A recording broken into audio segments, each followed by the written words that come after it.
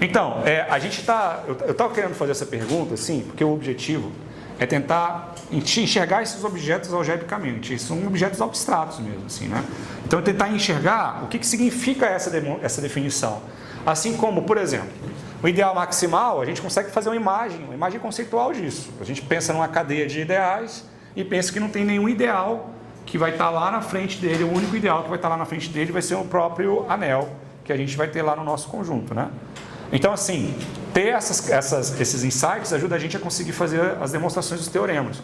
Esse insight aqui, ó, quando a gente diz que se cai um corpo, o único ideal maximal é o zero, quer dizer então que ideais são coisas que vão funcionar em conjuntos que não são corpos.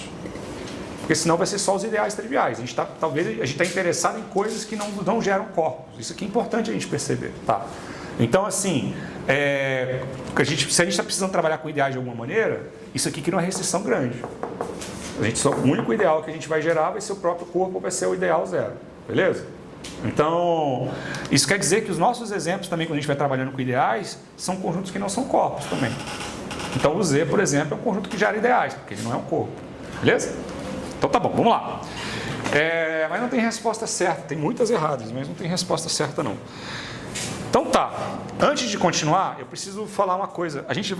Esse exemplo vai aparecer várias vezes. E eu falei desse exemplo de maneira ingênua mais cedo. E aí, eu vou voltar aqui e vou falar de novo.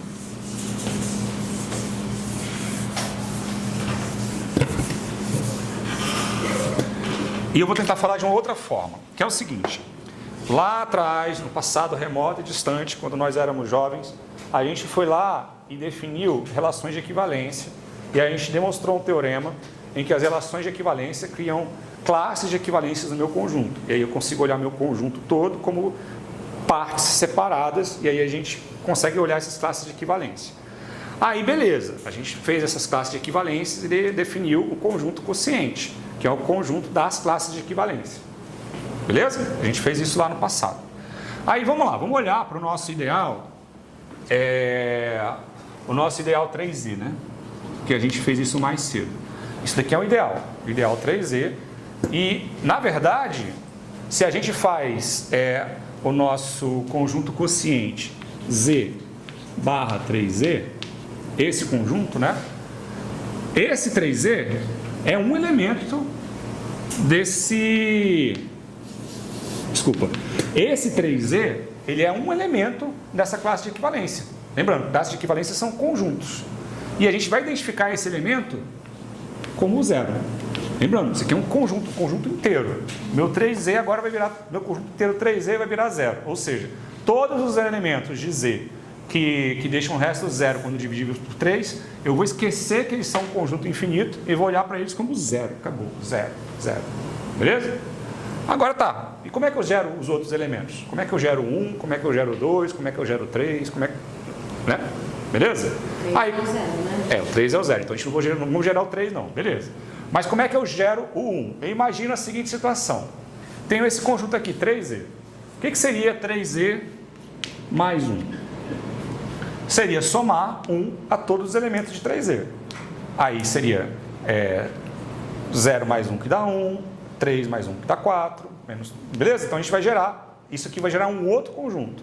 Esse outro conjunto a gente vai identificar como 1, porque eu somei 1 aqui, com 1 barra, mas isso aqui é um outro conjunto. A gente pode fazer isso com 2 também.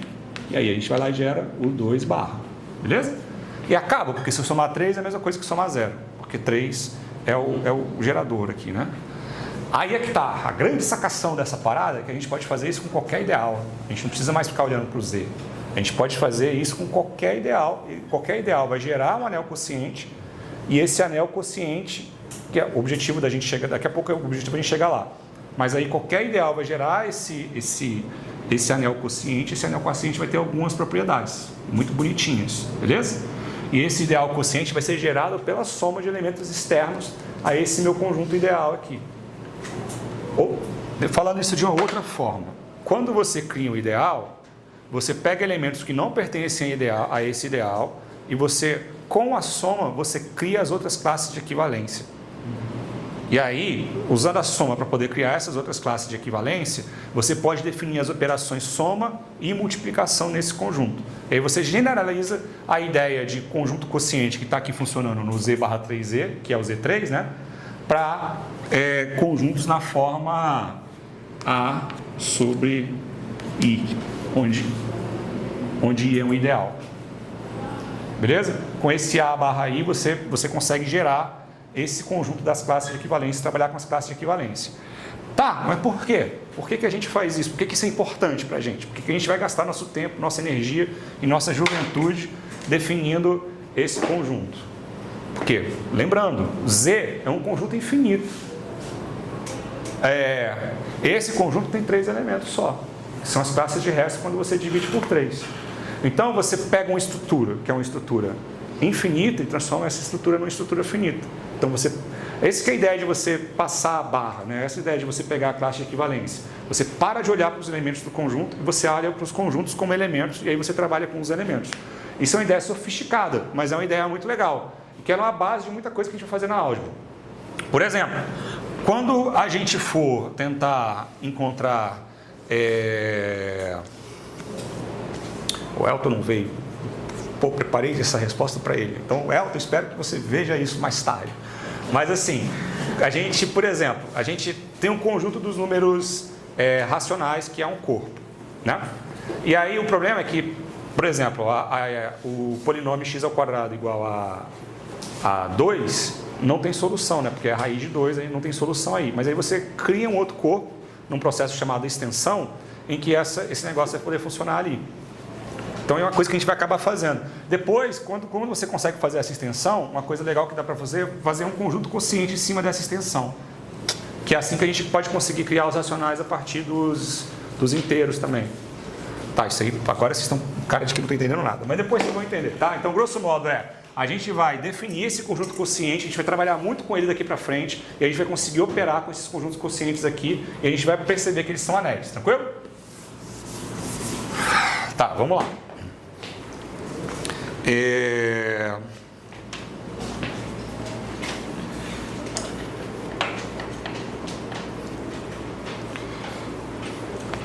Bom, teorema, quer dizer, proposição.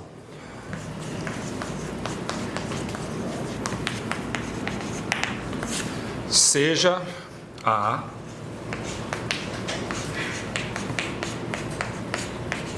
um anel comutativo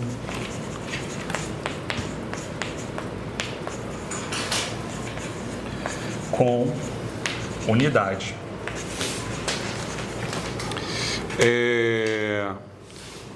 IP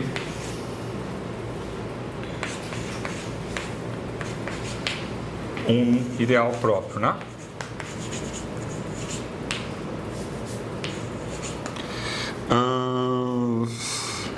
Então P é primo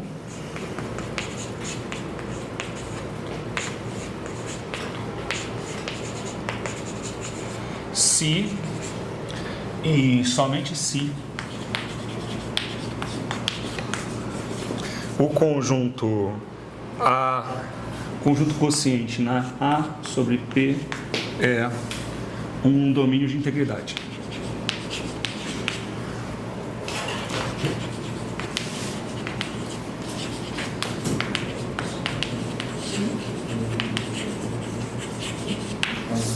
Beleza? Então, a gente vai tentar relacionar a nossa definição de ideal primo com a definição do meu conjunto quociente e aí a gente vai pegar lá o nosso domínio de integridade. Tranquilo?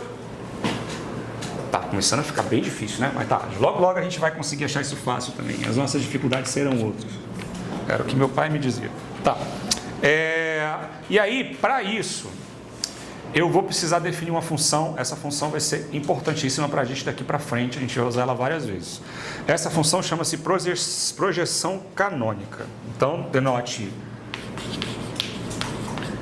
essa seguinte função. Ó. Essa função π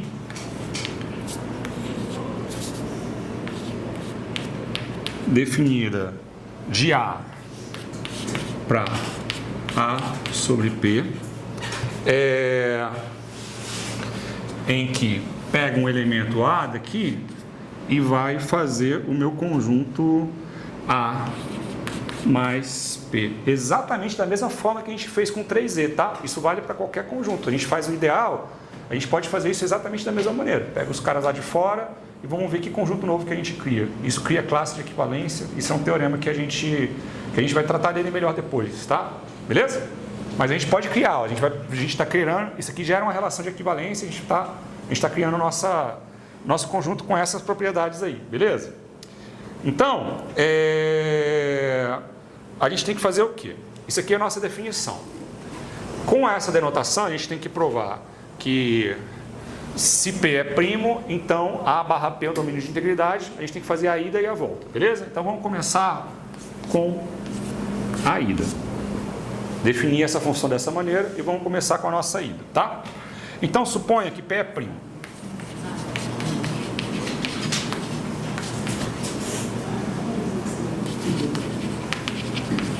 Beleza, se eu suponho que P é um ideal primo, a gente tem que provar então que esse conjunto quociente não tem divisores de zero. Então se a gente quer provar que ele não tem divisores de zero, vamos supor que tem divisores de zero. Então sejam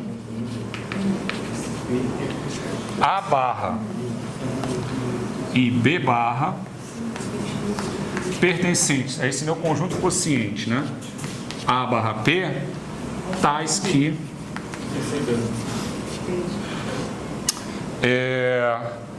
A barra vezes B barra é igual a 0 barra. Ou seja, são dois elementos do meu conjunto quociente que o produto deles está na classe de equivalência do zero. Entendeu?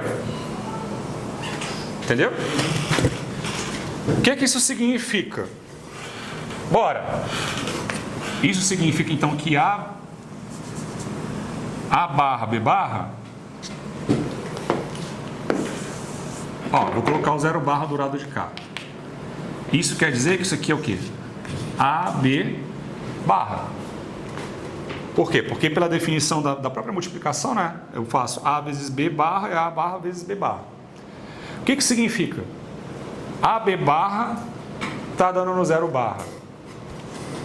Um deles é zero. Um deles tem que pertencer. Não. Olha, lembrando, esses conjuntos aqui, barras, eles não são, esses números aqui, barras, eles não são números, eles são conjuntos. O que isso significa? AB barra. Vamos lembrar lá do 3Z. É dois números multiplicados entre si que está dando zero na barra. A é um múltiplo de B ou B é um múltiplo de B? Não. Exatamente. Exatamente isso. Exatamente isso. Isso significa o quê? Isso significa que esse número AB pertence a P, concorda? Concorda? Então, se ele pertence a P, ou A é múltiplo de P, ou B é múltiplo de P. Ora, a gente está impondo, né, que P é primo. Beleza? O que a gente tem que... Peraí, vamos lá. A gente está supondo que P é primo e tem que mostrar que A barra P é um domínio de integridade. Beleza? A gente provou que A vezes B é igual a zero. Beleza?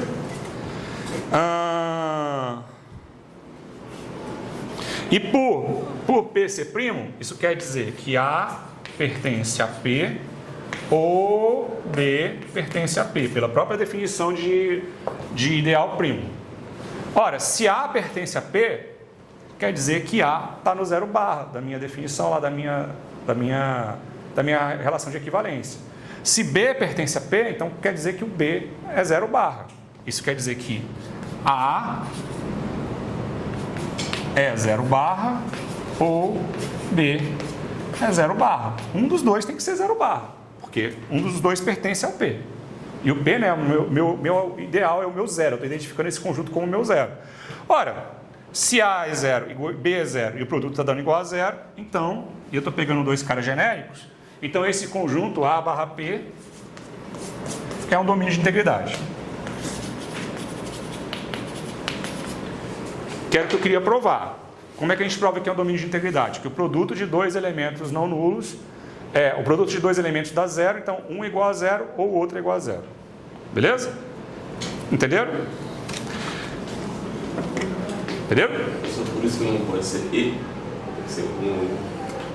Não pode ser, porque não necessariamente eles são iguais, os dois iguais a zero. Por isso que é o, tá? Então vamos lá. Ainda a gente já fez, a gente provou que o conjunto quociente lá, ele é o anel quociente lá, a gente provou que é um domínio de integridade. Agora, vamos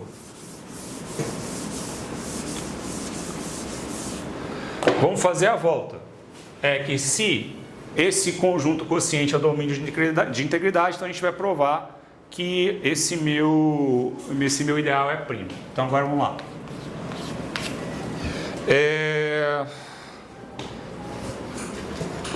Então vamos lá, suponha A barra P um domínio de integridade.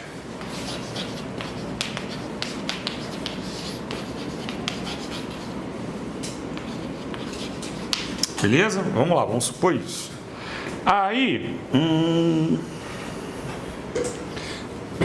o que a gente precisa? Sejam A e B pertencentes ao meu anel original, tais que AB pertence a P. Eu tenho que provar que o A pertence a P ou o B pertence a P. Beleza? Na verdade, eu acho que isso aqui é a volta do teorema. Bom, se o AB pertence ao P, então 0 barra igual a B barra. Ou seja, se o produto pertence no P, eu estou identificando que ele é um múltiplo desse número. Então, ele pertence a lá. Ora, pela própria definição, A barra vezes B barra. O produto está dando igual a zero. A gente supôs que ele era um domínio de integridade. Então, A igual a zero ou B igual a zero. E aí acabou. Ou seja, se a gente sabe que o meu anel quociente é um domínio de integridade, a gente sabe então que meu ideal é primo. Se a gente sabe que meu ideal é primo, a gente vai saber que o nosso anel quociente é domínio de integridade. Isso vai ser muito, muito importante depois. Porque quando a gente estiver construindo anéis, estou falando ideais. Quando a gente estiver construindo ideais primos com essas características, a gente vai poder operar com esses domínios de integridade depois. Tranquilo? Fala. Então pode dizer que todo domínio de integridade só tem ideais primos. Não, calma. Estou falando do anel quociente. Só desse. E eu estou querendo dizer, se esse anel quociente ele é um domínio de integridade, eu posso concluir que meu P é um ideal primo. Tranquilo? Tá. Então, por exemplo, e agora vamos tentar ver isso.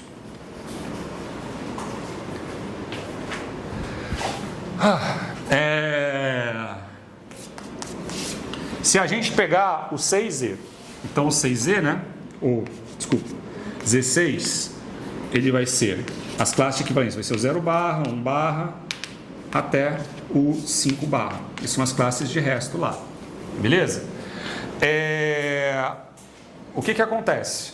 Se eu pegar 2 vezes 3, isso daqui dá 0. 2 vezes 3, isso daqui dá 0. Certo? E os dois são não nulos. Os dois não são 0. Isso quer dizer, então, que a primazia do P, ela funciona aqui. Entendeu? Sim. Ou seja, por quê? Porque esse anel quociente não é um domínio de integridade. Estou pegando dois elementos não nulos e está dando 0. Então, esse número aqui, esse ideal, que seria o 6Z, né? O ideal que gerou isso, ele não é primo. É isso. A gente está generalizando essa ideia que funciona para os inteiros, a gente está generalizando para outros conjuntos mais complexos. Tá bom?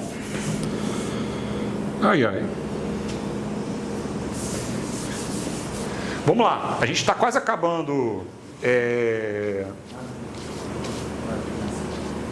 A gente está quase acabando essa parte de ideais de hoje. E aí ainda eu vou falar um pouquinho só de homomorfismo, vou Vou introduzir algumas ideias e depois a gente faz a nossa pausa, beleza? Então vamos lá. Antes disso, eu tenho que definir um anel quociente.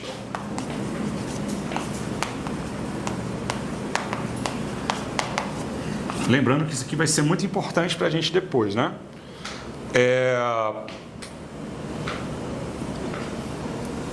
Esse anel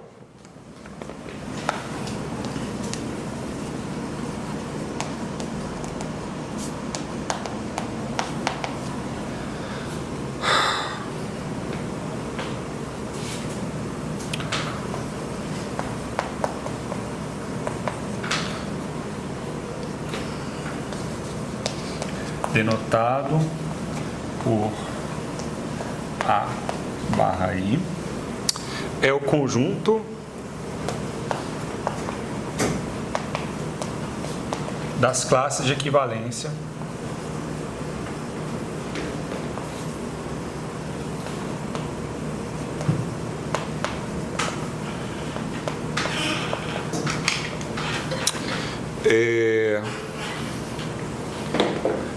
e aí a gente vai fazer assim, ó.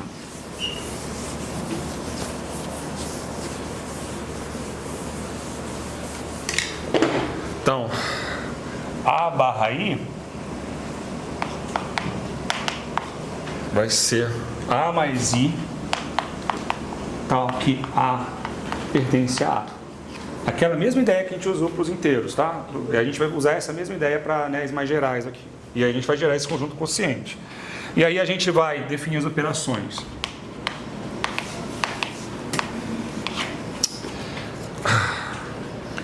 A mais I mais B mais I vai ser A mais B mais I. Ou seja, eu vou pegar dois elementos da classe de equivalência e vou somar as classes de equivalência ali.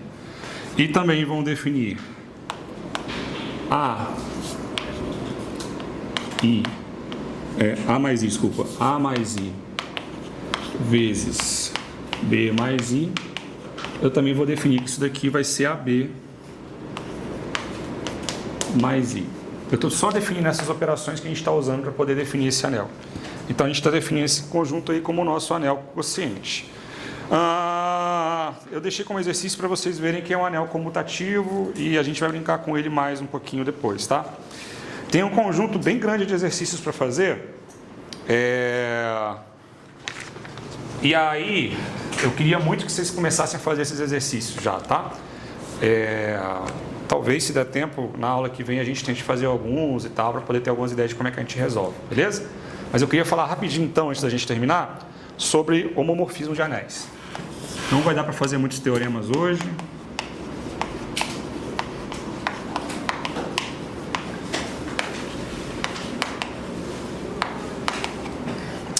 Aí, eu vou fazer a mesma coisa que eu fiz mais cedo. A gente vai entender a ideia e depois que a ideia estiver bem entendida, a gente vai tentar enxergar as nossas definições. E aí, para a gente poder entender essa ideia, vou fazer aqui um desenho. Vamos começar com o meu conjunto A aqui. E aí eu tenho o meu conjunto B aqui do lado de cá. Esse conjunto A e esse conjunto B, vamos supor que eles são anéis, beleza? Então, se eles são anéis, eu tenho aqui uma operação de soma e uma operação de multiplicação, beleza?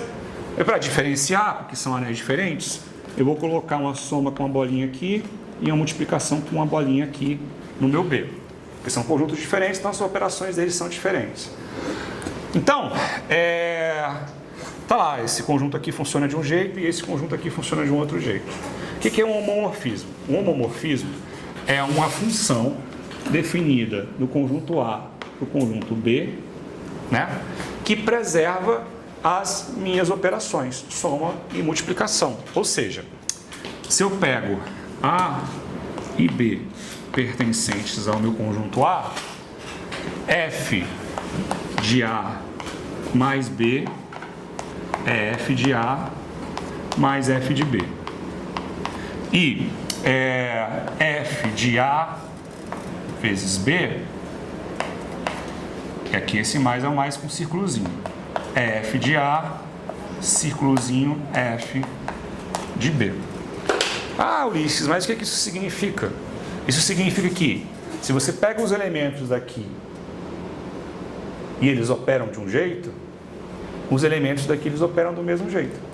Então isso significa que do ponto de vista da estrutura da álgebra, os elementos do lado de cá funcionam exatamente como os elementos do lado de cá, certo? Mas tem algumas questões. Essa função f, ela pode ser injetiva, pode ser sobrejetiva, pode ser bijetiva. Então, se essa função ela não for sobrejetiva, essa restrição vai ser só na imagem dessa minha função. Então, na minha imagem isso já funciona, mas tudo bem, para boa parte das coisas que a gente está fazendo vai funcionar na imagem. E é justamente por isso que a gente mexe com um troço chamado isomorfismo. O que significa ser um isomorfismo? Isomorfismo significa que essa minha função f, que é o meu homomorfismo, ela é bijetiva. E bijeção é um negócio muito legal. Por que bijeção é um negócio muito maneiro? Quer dizer que esses elementos eu posso ir e voltar, porque toda bijeção ela tem inversa.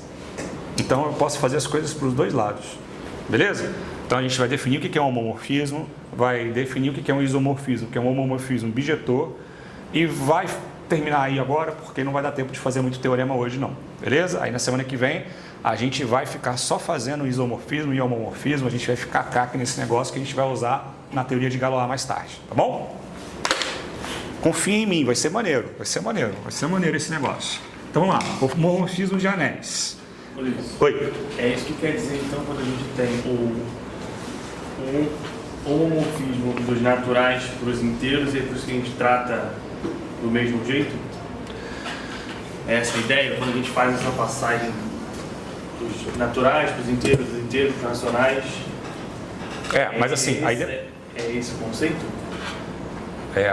Calma, eu preciso pensar se existe um homomorfismo dos... Não tem. Existe um isomorfismo entre os naturais e uma cópia, um subconjunto Isso. dos inteiros. Não é entre os dois diretamente. Mas existe uma cópia dos inteiros que é isomorfa dos naturais, existe uma cópia dos racionais que é isomorfa dos inteiros e por aí vai. É isso. Mas assim, aí a gente está operando com esses conjuntos de maneiras, assim, criativas. Beleza? Entendeu? Mas é isso. O que importa é a estrutura. A estrutura do lado de cá, ela vai ser igual à estrutura do lado de cá. Estruturalmente as coisas vão funcionar. E aí a gente vai, naquela analogia da cidade que a gente falou logo na primeira aula, é como se esses dois prédios fossem iguais, então os dois prédios vão ter as coisas funcionando mais ou menos do mesmo jeito. Tá? Então vamos definir aqui o que é o homomorfismo. Então seja A e B conjuntos.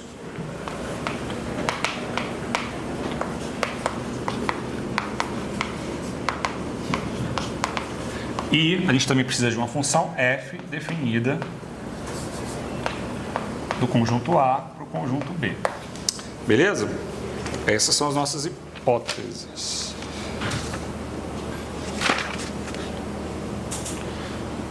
Noventa e cinco.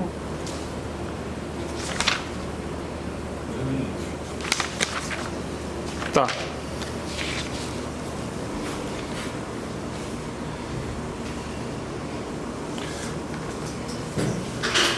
Vamos parar? É só porque eu me enrolei aqui.